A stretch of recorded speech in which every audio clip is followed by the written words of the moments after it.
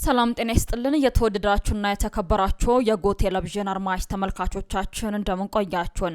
የዕለተ ማክሰኞ የካቲት 3 ቀን 2018 ዓ.ም ሰበር መረጃዎችን ይዘንላችሁ ቀርበናል። ለቻናላችን አዲስ ከሆናችሁ ቻናላችንን ላይክ፣ ሼር፣ ሰብስክራይብ በማድረግ አብራችሁን ቆዩ። የቀድሞ የትግራይ ጊዜያዊ አስተዳደር ፕሬዝዳንት ጌታቸው ረዳ የትግራይ ጊዜያዊ አስተዳደር ፕሬዝዳንት ጀነራል ታደሰ ወረደና በዙሪያቸው ያሉ የህወሓት አክራሪዎች እስካሉ ድረስ ትግራይ ከቀውስ አትወጣም በማለት አስጠነቀቁ።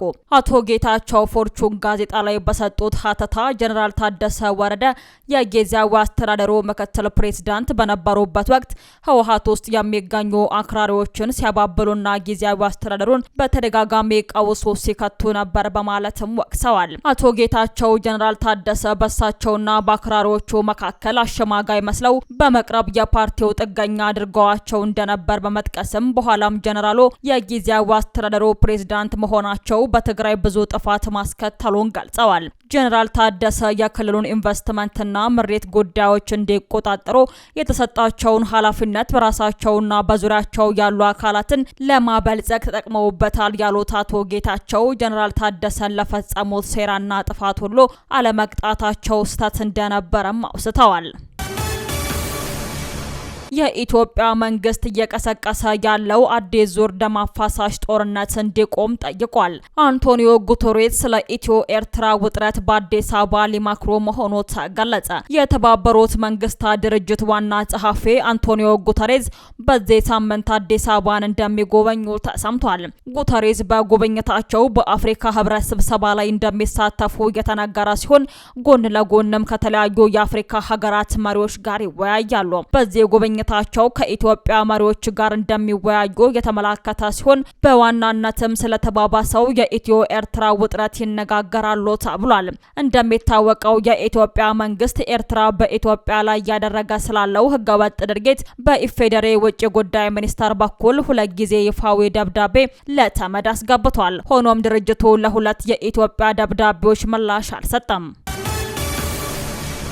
ፈረንሳይ ኢትዮጵያ የባህር ጠረፍ ተጋሪ ለመሆን ያላትን የላቀ ፍላጎት እንደምትደግፍ በኢትዮጵያ የፈረንሳይ አምባሳደርና በአፍሪካ ህብረት የፈረንሳይ ተወካይ አምባሳደር አሌክሲስ ላሜክ በድጋሚ አረጋግጠዋል። አምባሳደር አሌክሲስ የባህር ጠረፍ ያልነበራቸው የአውሮፓ ሀገራትን የባህር ጠረፍ ተጋሪ የሆኑበትን ተሞክሮ በማጋራት የኢትዮጵያ የባህር በር ባለቤት የመሆን ጥያቄ በውይይትና በሰጥቶ መቀበል መርህ ሊረጋገጥ የሚችል ነው በማለት አብራርተዋል። ትምህርት ሚኒስቴር የዚህ ዓመት የ12ኛ ክፍል ሀገር አቀፍ ፈተና 100% በበይነ መረብ ይሰጣል ማለቱ ተገለጸ። በዚህ ዓመት የሚሰጠውን የ2018 የ12ኛ ክፍል ማጠናቀቂያ ሀገር አቀፍ ፈተና 100% በበይነ መረብ ለመስጠት የሚያስችል ቅድመ ዝግጅት እያደረገ መሆኑን ሚኒስቴሩ ገልጿል። የትምህርት ሚኒስትሩ ፕሮፌሰር ብርሃኑ ነጋ በዚህ ዓመት የሚሰጠው የ12ኛ ክፍል ማጠናቀቂያ ፈተና 100% በበይነ መረብ ይሰጣል ሲሉ ተናግረዋል። ይህንን ያሉት በአጠቃላይ ትምህርት ልማት ዘርፍ የግማሽ ዓመት አፈጻጸም መድረክ ላይ ተገኝተው ነው። ባለፉት 2 ዓመታት ፈተናው በወረቀትና በበይነ መረብ ሲሰጥ እንደነበር አንስተው በዚህ ዓመት የሚሰጠው ማጠናቀቂያ ፈተና ሙሉ በሙሉ በበይነ መረብ ለመስጠት የሚያስችል ቅድመ ዝግጅቶች እየተደረጉ እንደሆነም ጠቁመዋል። ለዚህም የተለያዩ ግብአቶች ለክልሎች ድጋፍ እየተደረገ መሆኑን ጠቅሰው በፈተና ጣቢያዎች በቂ የኢንተርኔት አቅርቦት እንዲኖር ከኢትዮ ቴሌኮም ጋር መነጋገር ይሰራል ብለዋል። ክልሎች በዚህ ሂደት የሚያጋጥሙ ችግሮች እንዳይኖሩ በቂ ኮምፒውተር ኔትወርክና አማራጭ የኃይል አቅርቦት እንዲኖር ልዩ ትኩረት ሰጥተው መዘጋጀት እንዳለባቸውም አሳስበዋል። ለተማሪዎችም በቂ ስልጠና መስጠት እንደሚገባም አስገንዝበዋል። ከዚሁ ጋር በተያያዘ የክልልና ከተማ መስተዳደሮች ይህንን አውቀው አስፈላጊውን ድጋፍ እንዲያደርጉም ጠይቀዋል። በትምህርት ሚኒስቴር የዲጂታል ትምህርትና የአይሲቲ ስራ አስፈጻሚ ዶክተር ዘላለም አሰፋ ተማሪዎች የሚለማመዱባቸው ሞዴል ፈተናዎች በበቂ ሁኔታ እየተዘጋጁ መሆኑን ገልጸዋል። ተማሪዎች አስቀድመው እንዲለማመዱና ስልጠና እንዲያገኙ ማድረግ ይገባልም ብለዋል። ኢጋድ ሱዳን በድርጅቱ ሙሉ ተሳትፎዋን ለመቀጠል ያሳለፈችውን ውሳኔ ተቀበለ። የምስራቅ አፍሪካ የልማት በይነ መረብ ባለስልጣን ኢጋድ የሱዳን ሪፐብሊክ በድርጅቱ ሙሉ ተሳትፎውን ለመቀጠል ያሳለፈችውን ውሳኔ በደስታ እንደሚቀበል አሳወቀ። የኢጋድ ዋና ጸሐፊ ዶክተር ወርቅነህ ገበየሁ እንዳሉት የሱዳን ወደ ኢጋድ የመመለስ ውሳኔ ለቀጠናዊው አንድነት፣ ትብብርና የጋራ እርምጃ አዲስ ቁርጠኝነትን ያሳያል ብለዋል። የኢጋድ መስራች አባል የሆነችው ሱዳን ወደ ድርጅቱ መመለሷ የተቋሙ የጋራ ቀጠናዊ ተግዳሮቶችን የመፍታት ችሎታን እንደሚያሳድግም አመላክተዋል። በአሁኑ ወቅት የኢጋድ ሊቀመንበር የሆኑት የጅቡቲው ፕሬዝዳንት ኢስማኤል ኦማር ጌሌ ላደረጉት ጥረት አመስግነው በውይይትና የጋራ መግባባትን በመፍጠር በኩል ትልቅ ሚና ተጫውተዋል ተብሏል። ድርጅቱ ሀገሪቱ አሁን ላይ ለገጠማት ተግዳሮቶች ሰላማዊ መፍትሄዎችን በመደገፍና ቀጠናዊ መረጋጋትን፣ ልማትን ለማሳደግ በቅርበት ለመስራት ዝግጁ መሆኗን ተናግረዋል። ኢራን የባሊስቲክ ሚሳኤል ፕሮግራሟን በምንም አይነት ሁኔታ እንደማታቆም ተገለጸ። ኢራን የጀመረችውን የባሊስቲክ ሚሳኤል ፕሮግራም ለማቆም ፍላጎት እንደሌላት የብሔራዊ ደህንነትና ጥናት ባለሙያው አሳወቁ። ሀገሪቱ ከአሜሪካ ጋር ወታደራዊ ግጭት ውስጥ የመግባት ፍላጎት ባይኖራትም ግጭቱን ለማስቀረት ግን ምን አይነት ድርድር ልታደርግ እንደምትችል አሁንም አጠያያቂ መሆኑ ተገልጿል። እንደ ባለሙያው ማብራሪያ የቴህራን አስተዳደር የሚሳኤል ፕሮግራሙን እንደ ሀገራዊ ደህንነት ዋስትና የሚመለከት በመሆኑ ይህንን አቋሙን በድርድር አሳልፎ የመስጠት እድሉ እጅግ አነስተኛ መሆኑን አሳውቋል። ኢራን በቀጠናው ያላትን ወታደራዊ የበላይነትን ለማስጠበቅ ሚሳኤሎቿን እንደ ዋነኛ መሳሪያ እንደምትጠቀምባቸውም ተመላክቷል።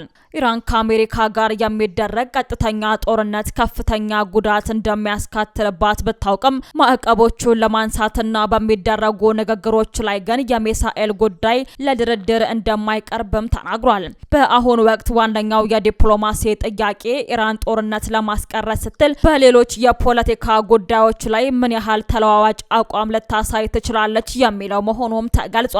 ኢራን አሁንም ቢሆን ወታደራዊ ትንኮሳዎችን በመከልከል ረገድ ያላትን አቋም እንደምታጠናክር ያሳወቀች ሲሆን የአሜሪካው የዲፕሎማሲ ግፊትም በቴህራን ላይ የሚያመጣው ለውጥ በቅርበት እንደሚታይ ተገልጿል። ኢራን የባሊስቲክ ሚሳኤል ፕሮግራሟን በምንም አይነት ሁኔታ እንደማታቆም ተገለጸ። ኢራን የጀመረችውን የባሊስቲክ ሚሳኤል ፕሮግራም ለማቆም ፍላጎት እንደሌላት የብሔራዊ ደህንነትና ጥናት ባለሙያው አሳወቁ። ሀገሪቱ ከአሜሪካ ጋር ወታደራዊ ግጭት ውስጥ የመግባት ፍላጎት ባይኖራትም ግጭቱን ለማስቀረት ግን ምን አይነት ድርድር ልታደርግ እንደምትችል አሁንም አጠያያቂ መሆኑ ተገልጿል። እንደ ባለሙያው ማብራሪያ የቴህራን አስተዳደር የሚሳኤል ፕሮግራሙን እንደ ሀገራዊ ደህንነት ዋስትና የሚመለከት በመሆኑ ይህንን አቋሙን በድርድር አሳልፎ የመስጠት እድሉ እጅግ አነስተኛ መሆኑን አሳውቋል። ኢራን በቀጠናው ያላትን ወታደራዊ የበላይነትን ለማስጠበቅ ሚሳኤሎቿን እንደ ዋነኛ መሳሪያ እንደምትጠቀምባቸውም ተመላክቷል። ኢራን ከአሜሪካ ጋር የሚደረግ ቀጥተኛ ጦርነት ከፍተኛ ጉዳት እንደሚያስከትልባት ብታውቅም ማዕቀቦቹን ለማንሳትና በሚደረጉ ንግግሮች ላይ ግን የሚሳኤል ጉዳይ ለድርድር እንደማይቀርብም ተናግሯል። በአሁኑ ወቅት ዋነኛው የዲፕሎማሲ ጥያቄ ኢራን ጦርነት ለማስቀረት ስትል በሌሎች የፖለቲካ ጉዳዮች ላይ ምን ያህል ተለዋዋጭ አቋም ልታሳይ ትችላለች የሚለው መሆኑም ተገልጿል። ኢራን አሁንም ቢሆን ወታደራዊ ትንኮሳዎችን በመከልከል ረገድ ያላትን አቋም እንደምታጠናክር ያሳወቀች ሲሆን የአሜሪካው የዲፕሎማሲ ግፊትም በቴህራን ላይ የሚያመጣው ለውጥ በቅርበት እንደሚታይ ተገልጿል።